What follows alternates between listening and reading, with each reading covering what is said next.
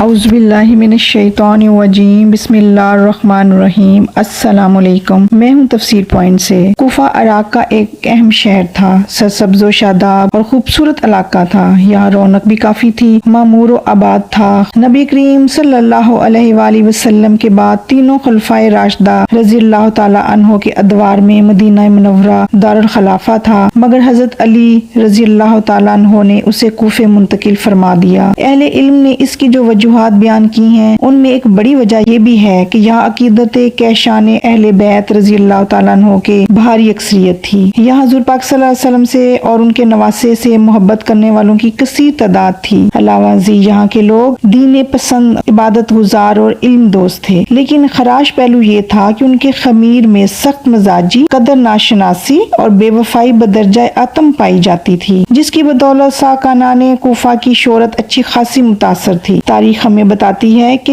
جس قدر فتنے سرزمین کوفہ سے اٹھے، اتنے فتنے اور کسی جگہ سے نہ اٹھے۔ کوفہ وہی نجد عراق ہے جس کی بابت پیغمبر صلی اللہ علیہ وآلہ وسلم نے اشارہ کرتے ہوئے فرمایا، یہاں روح فرسا حوادث اور بھیانک فتنے جنم لیں گے۔ حضور اکرم صلی اللہ علیہ وسلم کی پیشین گوئی حرف بحرف پوری ہوئی، چنانچہ کوفہ باوجود علمی اور دینی مرکز قائم پانے کے فتنوں کی اماجہ گاہ بن گیا، اور یہاں حضرت علی کرم اللہ وجہہ کی المناک شہادت سے ایسی داستان خون چکان شروع ہوئی جو ختم نہ ہوئی۔ نجد یہی کوفہ کا علاقہ ہے، حجاز کا علاقہ نہیں ہے۔ حدیث مبارکہ میں اسی نجد عراق کی پیشین گوئی وارد ہوتی ہے۔ کوفہ والوں نے حضرت حسین رضی اللہ تعالیٰ عنہ کو پیغامات بھیجے کہ آپ یہاں تشریف لے آئیں، ہمارا کوئی امام نہیں، ہم آپ رضی اللہ تعالیٰ عنہ کو اپنا امام بنا لیں گے، ہم آپ کے امامت پر متفق ہیں۔ انہوں نے خطوط اور وفود بھیج کر ہر ذریعے سے آپ کو پرزور دعوت دی۔ جب اہل کوفہ کو یہ خبر پہنچی کہ حضرت امام حسین مکہ معظمہ میں تشریف فرما ہے، تو شیعان کوفہ سلیمان بن خرش خزائی کے گھر میں جمع ہوئے اور دوبارہ معاویہ کے انتقال اور یزید کی بیعت پر بات چیت کی۔ سلیمان نے کہا کہ حضرت حسین بیعت یزید سے انکار کر گئے ہیں، تم ان کے اور ان کے بزرگوان کے شیعہ ہو، اگر ان کی مال و جان سے مدد کر سکو تو بذریعہ خطوط انہیں یہاں آنے کی دعوت دے دو۔ شیعوں نے کہا، جب امام حسین رضی اللہ تعالیٰ عنہ اس شہر کوفہ میں تشریف لے آئے تو ہم سب اخلاص و وفا سے بیعت کریں گے۔ کچھ لوگ کہتے ہیں کہ حضرت امام حسین کو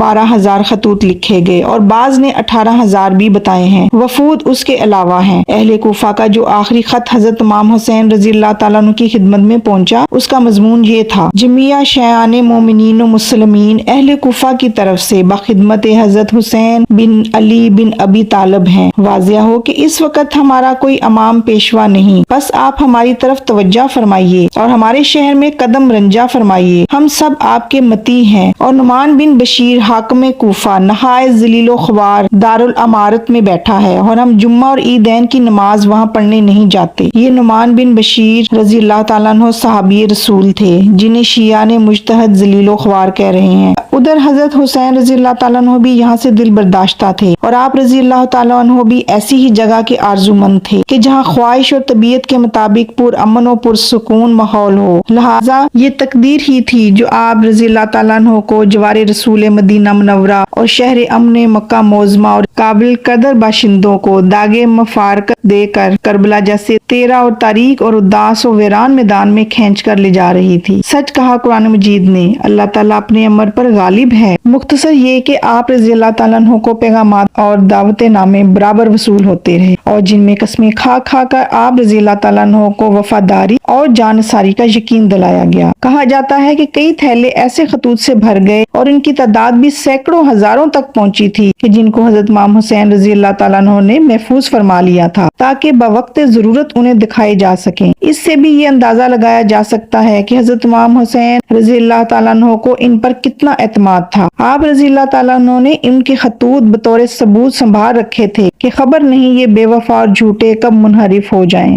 سورۃ بقرہ کی آیت نمبر 27 کا ہم ترجمہ اور تفسیر بیان کرتے ہیں۔ الذين ينقضون عهد الله من بعد ميثاقه ويقطعون ما أمر الله به أن يوصل ويفسدون في الأرض أولئك هم الخاسرون۔ اور گمراہی میں انہی کو مبتلا کرتا ہے جو فاسق ہیں، اللہ کے عہد کو مضبوط باندھ لینے کے بعد توڑ دیتے ہیں۔ اللہ نے جسے جوڑنے کا حکم دیا ہے اسے کاٹتے ہیں اور زمین میں فساد برپا کرتے ہیں، حقیقت میں یہی لوگ نقصان اٹھانے والے ہیں۔ جس طرح اس سورت کے آغاز میں متقین کی صفات کو تفصیل سے بیان کیا گیا تھا، اسی طرح فاسقین کی خصوصیات کو بھی قدر تفصیل سے لیا جاتا ہے، اور اللہ کے عہد کو مضبوط باندھنے کے بعد توڑ دیتے ہیں، اور اللہ نے جسے جوڑنے کا حکم دیا ہے اسے کاٹتے ہیں اور زمین میں فساد برپا کرتے ہیں، حقیقت میں یہی لوگ نقصان اٹھانے والے ہیں۔ وہ کون سا عہد ہے جسے یہ توڑتے ہیں؟ وہ کون سا تعلق ہے کہ اللہ نے اس کو جوڑنے کا حکم دیا ہے اور یہ اسے کاٹتے ہیں، اور جو فساد یہ کرتے ہیں ان کی نوعیت کیا ہے؟ ان سب امور کو سیاق کلام میں مجمل چھوڑ دیا گیا تھا، کیونکہ یہاں اصولی طور پر ایسے لوگوں کا مزاج بتایا جا رہا ہے جن کی نوعیت کو متقین کیا جا رہا ہے۔ کسی حادثے یا کسی مخصوص واقعے کا بیان مقصود نہیں ہے، بلکہ ایک عمومی صورتحال کی وضاحت مطلوب ہے، یعنی اللہ تعالیٰ اور ایسے لوگوں کے درمیان جو عہد بھی ہے توڑ دیا گیا ہے۔ اللہ نے جن جن انسانی رابطوں کے قیام کا حکم دیا ہے وہ سب کے سب ان لوگوں نے توڑ دیے ہیں، اور جو فساد بھی ممکن ہے اس کا ارتکاب کرتے رہتے ہیں۔ ان کی فطرت میں بگاڑ پیدا ہو گیا ہے، لہٰذا یہ لوگ کسی عہد اور کسی رابطے کے پابند نہیں ہیں اور کسی فساد سے بھی باز نہیں رہتے۔ ان کی مثال کچے پھل کی سی ہے جو شجر حیات سے جدا ہو گیا ہو،